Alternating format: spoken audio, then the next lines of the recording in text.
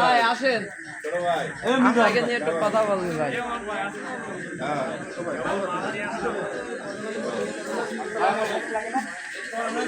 আসসালামু আলাইকুম, ভালো আছেন? એને તો કોટિંગ કરે એની બુક તો ভালো সুন্দর একটা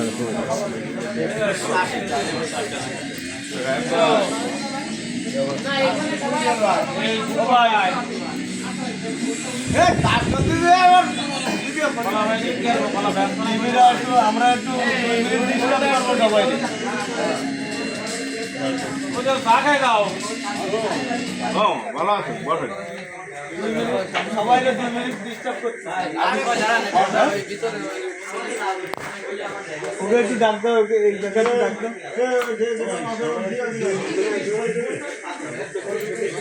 সবাই একটু এদিকে আসেন।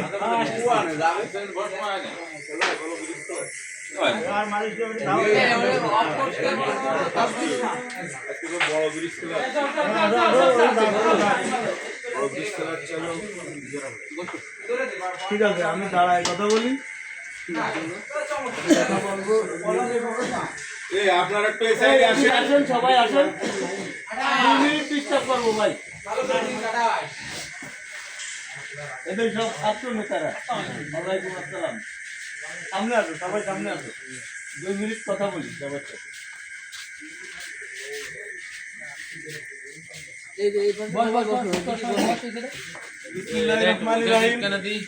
সম্মানিত উপস্থিতি, আসসালামু আলাইকুম। সবাই ভালো আছেন? আপনারা সবাই অবগত আছেন, বিগত 16-17 বছর বাংলাদেশের সকল জনগণ আমরা এক কালো ঝড়ের ভিতর দিয়ে ছিলাম। কারণ এক ফ্যাসিস্টের মাধ্যমে যে আঘাত বাংলাদেশের উপর আসছে, রাজনৈতিক, সামাজিক, অর্থনৈতিক, এই আঘাত কিন্তু খালি যে বিএনপির নেতাকর্মীরা হয়েছে তা না, খালি জামাত বা অন্যান্য দলের নেতাকর্মীরা হয়েছে তা না, এই আঘাত কিন্তু বাংলাদেশের প্রতিটা নাগরিকই হয়েছে। কারণ আওয়ামী লীগের একজন নেতা, সে বলতে পারবে না যে তার বাক স্বাধীনতা ছিল। আপনার তার ভোটাধিকার, তার যে নিজের ভোট নিজে আমার ইচ্ছে মতো দিব, এরকম কোন নেতা আছে আওয়ামী লীগের যে সে বলতে পারিছে এই কথা? সে বলতে পারিনি। তাহলে আমরা সবাই বাংলাদেশের নাগরিক, সবাই হিন্দু, মুসলমান, বৌদ্ধ, খ্রিস্টান, আওয়ামী লীগ, জামাত, বিএনপি, আমরা সবাই ওই ক্ষতির মধ্যে ছিলাম।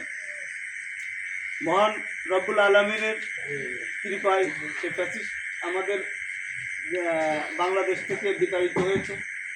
নতুন করে আমরা এক স্বাধীন সূর্য আমরা বাংলাদেশে পেয়েছি। এখন সামনে যে দিনগুলো আছে, এই দিনগুলো যেন বাংলাদেশের প্রতিটা মানুষ তার যে স্বাধীন নাগরিক, তার সেই অধিকারগুলো যেন ফিরে পায়। এই জন্য আমাদের নেতা তারেক রহমান আপামর জনগণের জন্য উনি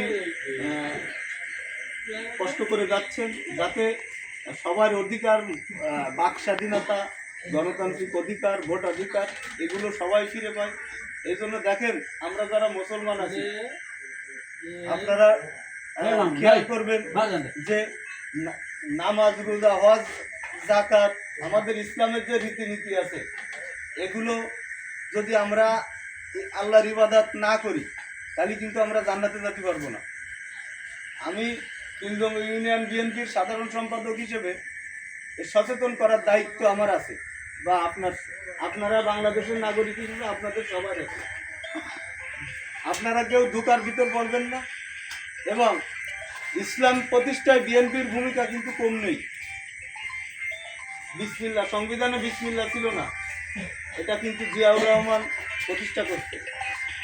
বাংলাদেশে মাদ্রাসা শিক্ষা বোর্ড ছিল না, এটাও কিন্তু জিয়াউর রহমান প্রতিষ্ঠা করতে।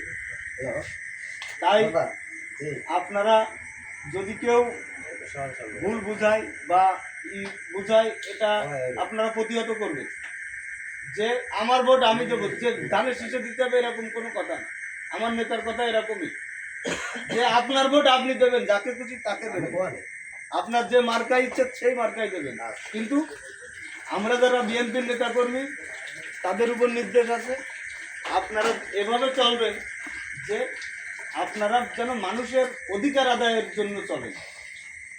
আপনারা মানুষের যেন কষ্ট না হয়, মানুষের মন জয় করে ধানের শীষে ভোট আনেন এবং ধানের শীষকে জয়যুক্ত করেন।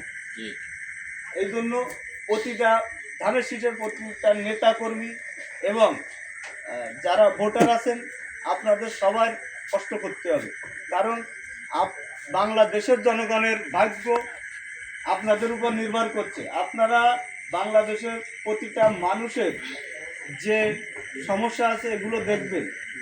যদি কোনো নেতাকর্মী, আপনারা সবাই সংঘবদ্ধ থাকবেন যে বিএনপির নাম নিয়ে যদি কোনো নেতাকর্মী কোনো দখল, কোনো চাঁদাবাজি, কোনো প্রকার মানুষকে হয়রানি, জুলুম এগুলো করে, আপনারা সবাই সম্মিলিতভাবে প্রতিহত করবে। যখন সে জুলুমকারীতে যাবে তখন সে বিএনপির নেতা না, বিএনপির কর্মী না। আপনারা সবাই সম্মিলিতভাবে এটা চেষ্টা করবেন। আর সবাই ধানের শীষে ভোট দেবেন, ধানের শীষে ভোট দিয়ে বিএনপিকে জয়যুক্ত করবেন। দেশের গণতান্ত্রিক যে পুনরুদ্ধার, এই পুনরুদ্ধারের কাজকে আপনারা গতিশীল করবেন, এই আশাবাদ ব্যক্ত করে সংক্ষিপ্ত কথা শেষ করলাম। সবাইকে ধন্যবাদ।